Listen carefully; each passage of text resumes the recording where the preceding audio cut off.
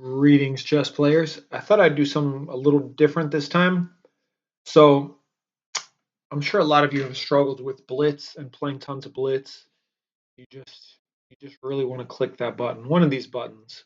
Bullet is even worse. I played maybe 20, 30,000 games of bullet, sometimes from like 9 at night till 6 in the morning. I'm embarrassed to say, but I don't play bullet anymore. I do still play blitz sometimes. This is not an anti-blitz video.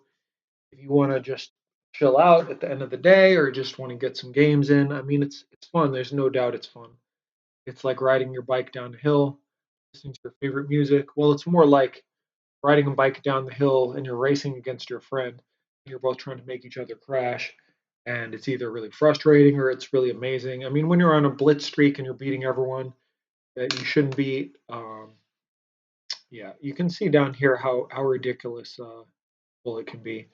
Um, Anyway, so I just wanted to give people some ideas if they don't want to play Blitz or they want to like take a break from Blitz because Blitz is fun, but it's also very addictive. You can just keep clicking and clicking and clicking this button over and over again. I mean, the internet is an amazing thing. You could play games with people all over the world instantly, but you could also kill a lot of time and evade your responsibilities. And even if you have no responsibilities and all you care about is chess, it's just not the best way to improve. So I'm going to give you some ideas of things to do instead of blitz. So my number one go-to, one more thing I'll mention is I would not recommend to play blitz in the evening or within a couple of hours when you want to go to sleep. This is like consistently messed up my sleep. It's something I've noticed and it's taken me decades, but I have cut it out.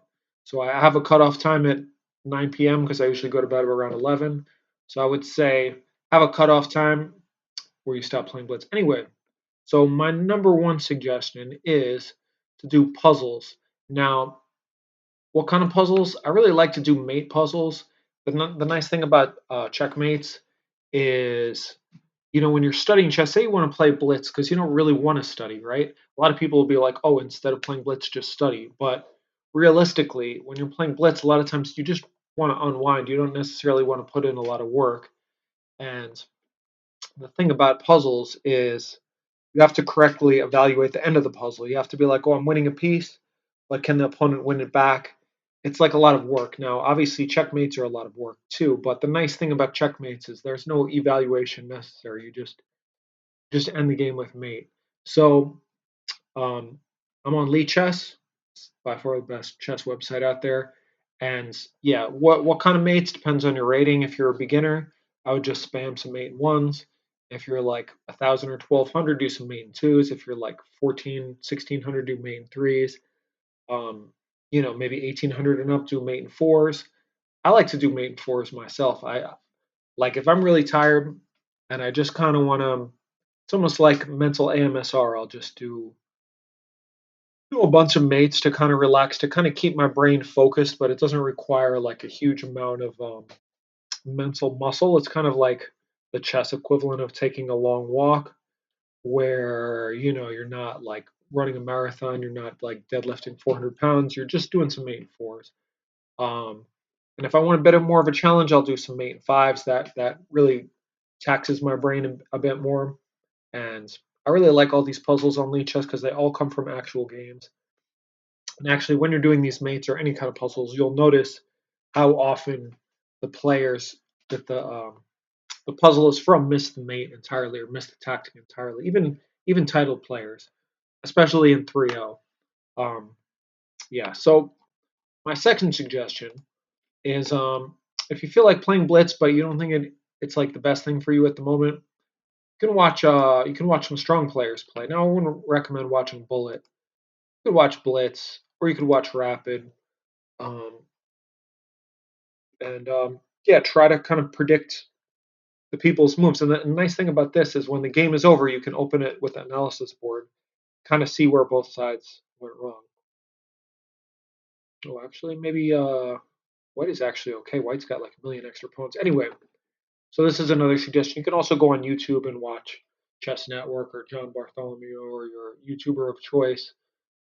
I feel like it has a bad rap. Like people think YouTube is just watching people on YouTube is just a waste of time and it doesn't really help you. But I would argue it helps you a bit more than just kind of mindlessly playing blitz. So another suggestion, instead of playing blitz, play rapid.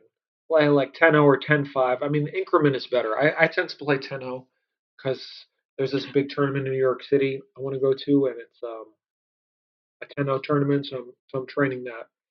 But generally, the increment is going to be better for the middle game and the end game. Yeah, I mean, it's just you get good at flagging people when you play with that increment, but I mean, in proper tournaments, there's going to be increment, and you're not going to be able to flag anybody. So yeah, I would recommend like one of these three time controls. I remember the feeling of playing uh, blitz in the past. Sometimes I'd even start out with rapid, and then my focus would be off. So then I'd like up the time control and start playing 5-0 and then 3-0, and then before you know it, I'd be playing bullet, which makes zero sense like intellectually, like logically. Like if I'm playing bad with more time, why would I take less time? But it's just kind of some kind of primal stimulation seeking behavior. So again, I wouldn't avoid playing bullet. I mean, I would avoid playing bullet. I wouldn't avoid playing blitz. If you want to play, just play. But another technique people use is to play blitz, but limit the amount of games you play, and then analyze them all after. You can make your own rules. Like following other people's rules, in my experience, never works. I mean, maybe I'm just a defiant person, but I like to make my own rules. You could say I'm going to play 5 blitz games, analyze them. I'm going to play 10 blitz games and then analyze them. And, I'll show you a cool technique. You can go to export games and yeah, say you're going to look at all the games you played today. So just let's say 5 in the morning to um, whatever time is it now. Let's just say 8 p.m. And you can download all the games. It'll put it in a PGM. Let's just do that. Oh, why does it say 0 bytes? Oh, because I said 8 a.m. and I didn't play any this morning. So let's try that again. Okay. I actually played quite a bit today. So we'll go to study. We'll create a new study. Games today. I actually already did this. I'm going to delete this after. And you do a little emoji if you like. And then go to PGN. Go to browse.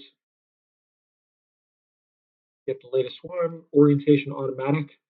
That'll figure out who you are and it'll always put you on the bottom. And there we go. So we got all the games that we played today. And you can go through them. And that's just a quick way to, instead of copying each individual game, you can also do that with the tournament. They play arena tournament. Um, After the tournament is over, there's an option on the right. So yeah, that's my fourth suggestion is to play. Let's let yourself play, but make sure you analyze after because yeah, it's not truly wasted if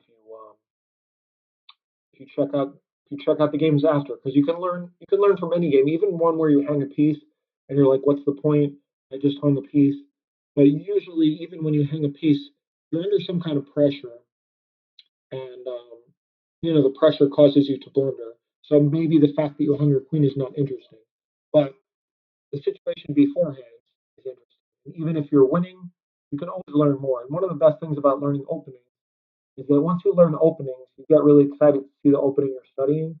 You can make a study just on your game opening.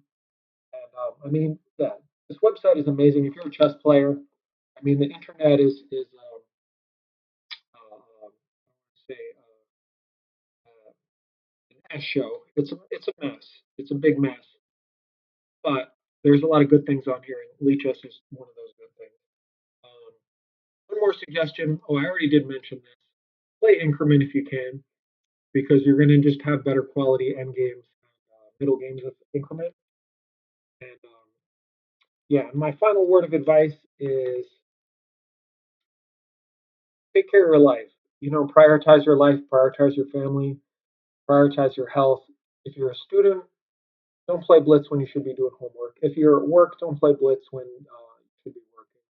I have actually a rule. It's kind of annoying. It was very annoying at first, but like I don't play blitz.